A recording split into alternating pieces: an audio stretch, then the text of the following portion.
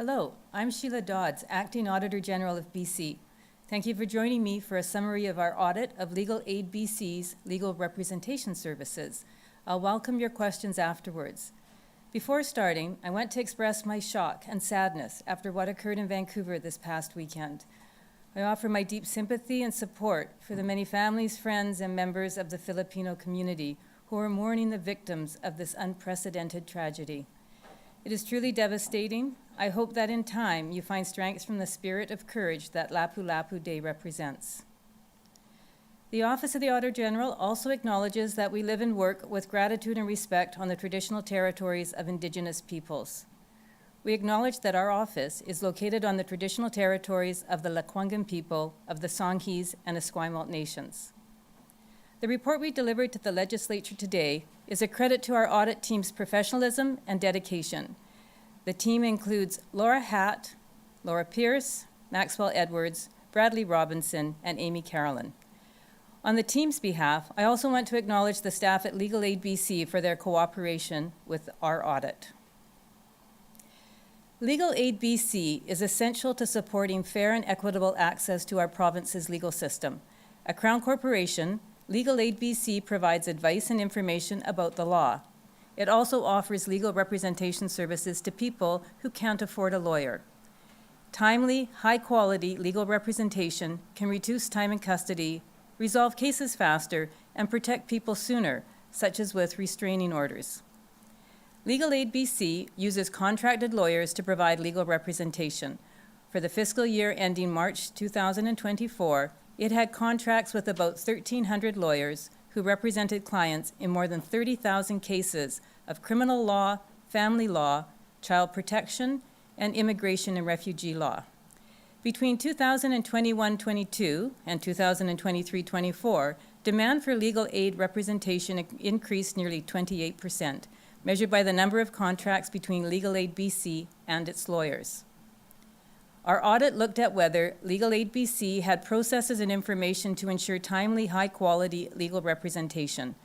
We concluded that it did not. Between April 2023 and August 2024, the audit team reviewed documents and files, analyzed data, and interviewed Legal Aid BC staff.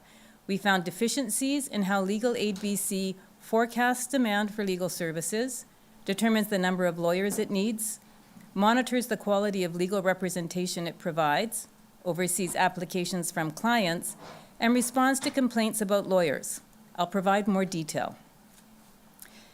To determine its budget, Legal Aid BC based short and long-term funding needs on what demand had been in the previous year. But Legal Aid BC didn't account for the increase in demand that it's seen over the past 3 years and what that could mean for its long-term funding needs. As I mentioned earlier, Legal Aid BC relies on contracted lawyers to deliver its representation services, so we looked to see whether it had determined the number of lawyers it needs to meet demand. We saw that Legal Aid BC collected data on its roster of lawyers and had implemented initiatives to attract and retain more lawyers, but it had not determined the number of lawyers that it required to meet client needs. We also found that Legal Aid BC didn't measure or monitor the quality of the services provided by contracted lawyers. Because of that, it didn't have a clear picture of whether clients received high-quality representation. When we looked at how staff administered the client intake process, we found that Legal Aid BC didn't ensure staff followed policy or provided clients with a lawyer in a timely way. This presented a risk that applications wouldn't be properly assessed and that applicants could go without legal representation for extended times. And finally, we found that Legal Aid BC didn't address complaints from clients according to its policy.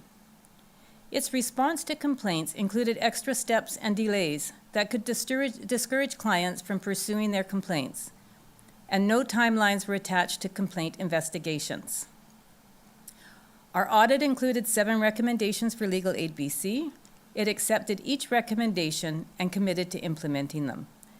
This audit, as with all of our performance audits, will become part of our annual follow-up work.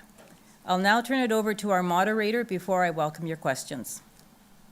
Thank you, Acting Auditor General. We are going to begin the Q&A portion of today's event. Media on the phone line, you may queue up to ask a question by pressing *1.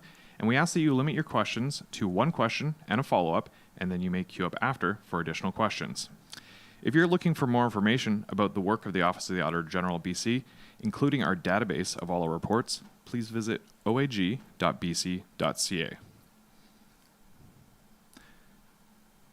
We have no questions in the queue today, so if you'd like to arrange a phone or video interview with the Acting Auditor General, please call us at 250-419-6117 or email communications@bcauditor.com to book a time. You can also visit oag.bc.ca for more information. I want to thank everyone for coming today. This concludes today's media availability from the Office of the Auditor General of BC.